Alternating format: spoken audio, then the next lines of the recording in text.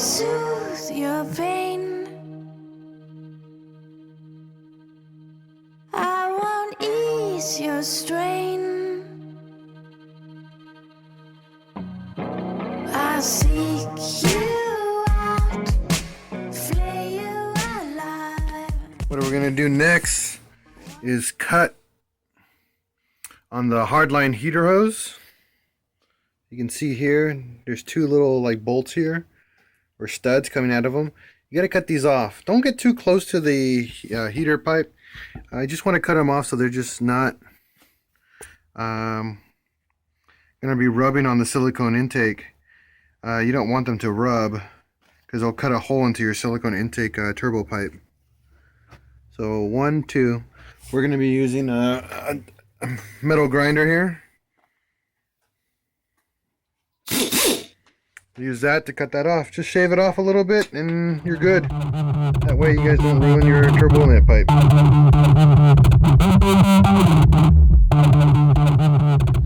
So as you can see, we just cut them off already with our grinder. Just nice and short, not too long. Now you make them as flat as possible without cutting into the heater pipe.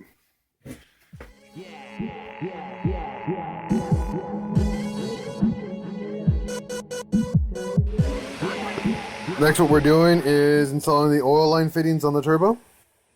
So we're just going to make a gasket for it using black RTV on your finger. Give the phone to my buddy. So we're just going to rub it right around the actual just oil line fitting. Don't soak it in it. Just get it on there. Doesn't need that much.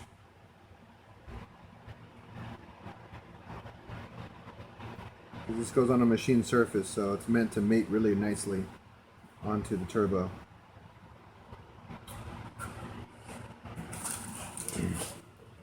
Don't forget your 2 oil line fitting bolts.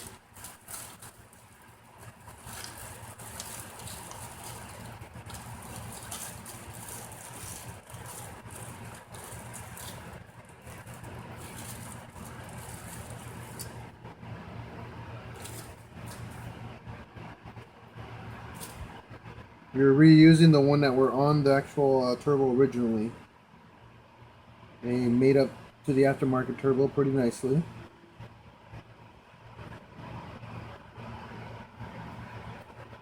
Remember, like I told you guys before, make sure it all goes by hand.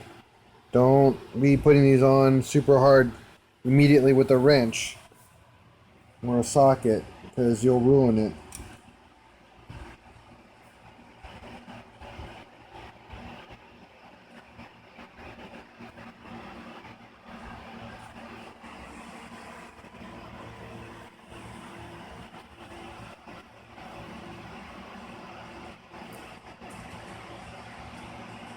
I think this is for the engine. Stop it. Recording? Yeah. Okay, so there's actually 2 different fittings for this. One of them is actually for the turbo, the other one's for the engine. I got the wrong one on there first. So once you get them in by 10, just tighten these down a little bit. Don't put them on super tight. This is just a return line, so there's no actual torque spec for these. It's just good and tight. Just like the Germans say, gut and tight. Just a nice tightening and then leave it alone. Let the oil, let the black RTV do its thing.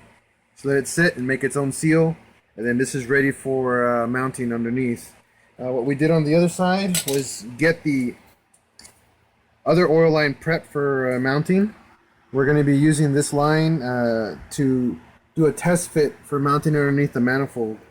This one, we got to be careful on how we mount this because you can bend the line pretty hard and then it won't fit anymore. We'll show you guys that when we get there. Ready? So what we're doing now is pretty much test fitting the oil line into the turbo because we want to make sure nothing hits when it actually mounts onto the manifold in the turbo. Right now it's just being a little difficult to install because of their hard lines. But once you get it right angle, it'll thread in nicely by hand. Make sure you do everything by hand. Nothing Nothing tightened down or torqued down because you don't want to strip anything or bend anything. Are you recording now?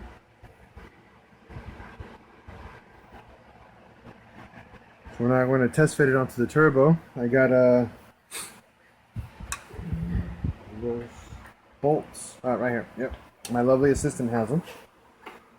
You want to put one through under? No. ¿Cuál va primero? Just hold on. Let me get this going first.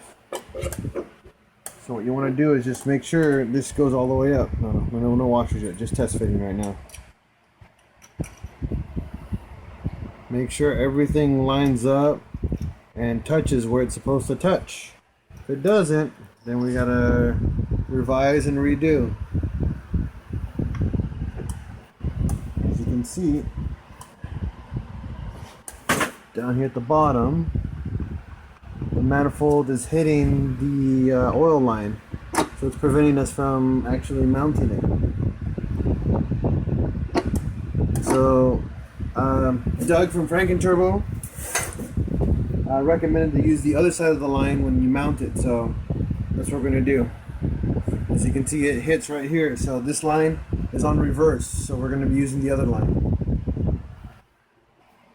So we moved the oil line around, just flipped it around and used the other side of the line, because this oil line sits a little bit lower than the one that they have that's actually supposed to be on this side, but it works still the same. So once you have that, mount the turbo again, because all we're doing is testing fitment. Gotta make sure everything fits. Don't want to have any issues.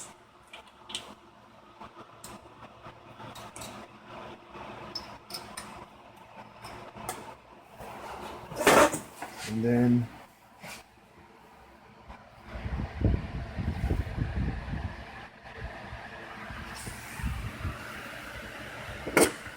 you'll notice it mates up a lot better.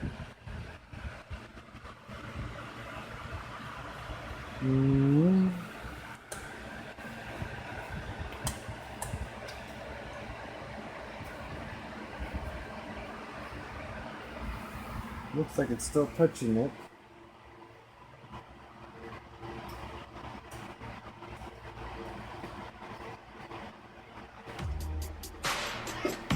Stop it.